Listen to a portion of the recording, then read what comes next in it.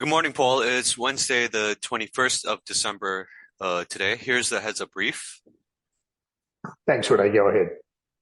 Paul, in Papua New Guinea, there's been various security incidents across the country. Criminal gangs have been increasing their activity in East New Britain and Madang. There was a shooting in Port Moresby. In East New Britain, criminal gangs have been closing off access roads to areas and making them no-go zones and attacking villagers and people who travel there.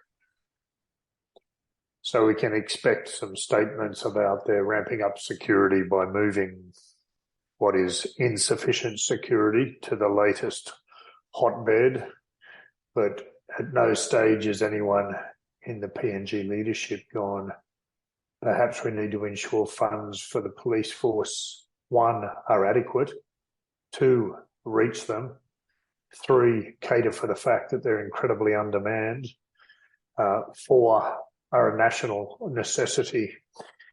So let's look at the next PR statement that comes out of the Prime Minister's office, shall we? Sure, Paul. Paul, in South Korea, authorities are searching for secret Chinese police stations in Seoul, the capital. Now, this is after a human rights group in September and November had accused China of running police stations in several countries to conduct espionage and control dissidents. Okay, that's really interesting. Let's monitor that one closely. Yeah. For Southeast Asia, Paul, there's weather warnings for parts of Indonesia, Malaysia, and Thailand over the next few days. All right, please brief up the weekend team to make sure that they're honed in on the relevant areas that may impact our clients. Yep, sure, Paul. In Indonesia, President Jokowi said that he wanted to scale back the number of troops in the Papuan provinces. Interested to get any data that's forthcoming on that. That's very significant. From a purely military perspective, the number of soldiers, and I'm including paramilitary police in that, is incredibly overweighted. And it's because the security forces need to justify an incredible amount of people and soldiers there so that they can justify all the logistic support for that. And all of that, of course, is to support their greater interests, which are, of course, illegal mining, illegal timber operations, illegal logistics movements, illegal fishing, and so forth.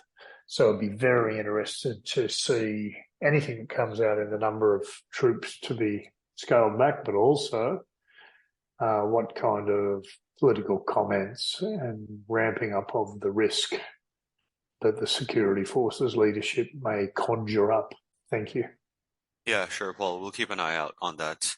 In Thailand, Paul, the leader of the United Thai Nation Party, which is the party that Prime Minister Prayut Chan-o-cha is rumored to be going to, he was appointed as Prime Minister Prayut's new Secretary General. So it does seem like Prayut will move to this new party.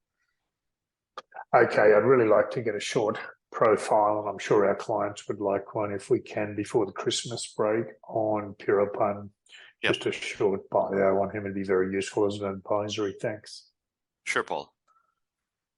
In Fiji, Paul, the opposition has apparently reached a deal to form a new coalition.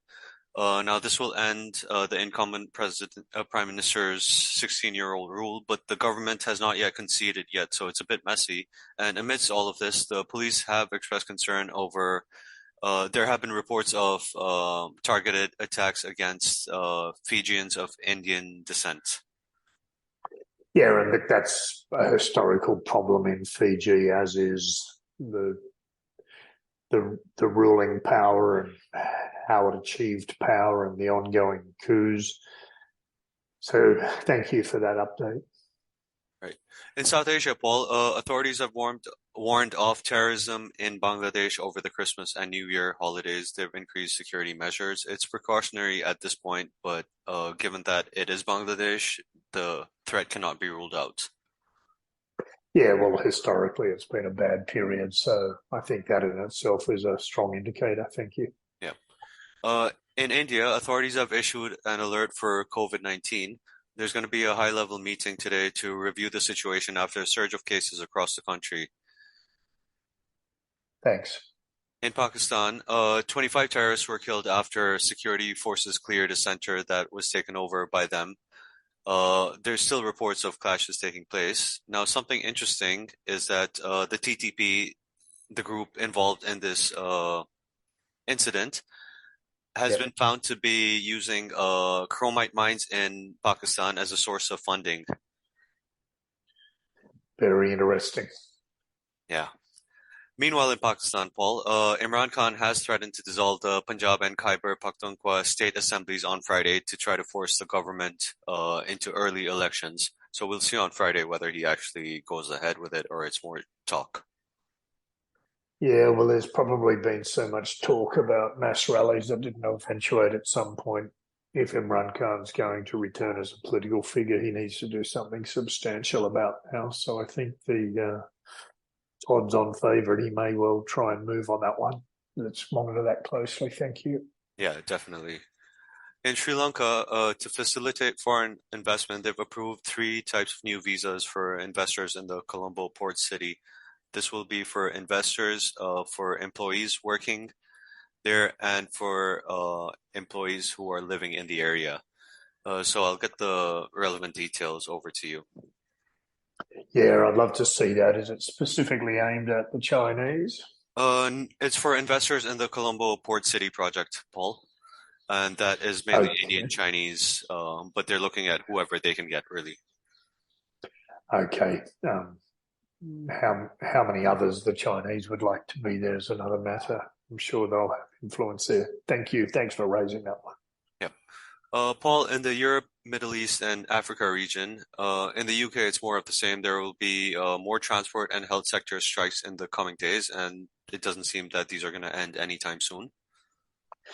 Well, that's ideal time for them to leverage over the Christmas New Year period, but very unfortunate for the people wanting to visit families. It's a nasty situation there, but I think we're seeing what is the beginning of some really ugly times in next year to come throughout Europe with the energy issues and inflation issues and Europe's vulnerability to the political shenanigans it's been thrust into Europe. So the UK is a little bit more freer and very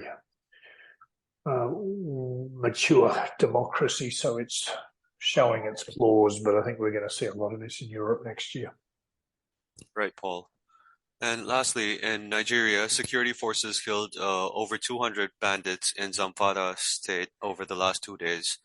Uh, Banditry has been one of the main contributors to increasing insecurity in Nigeria over the last year. Okay, that's interesting. I'm not exactly familiar with the geography there. Wouldn't mind someone just doing a quick snapshot of the state and flicking it to me on WhatsApp if you could. Sure, Paul, we'll do that.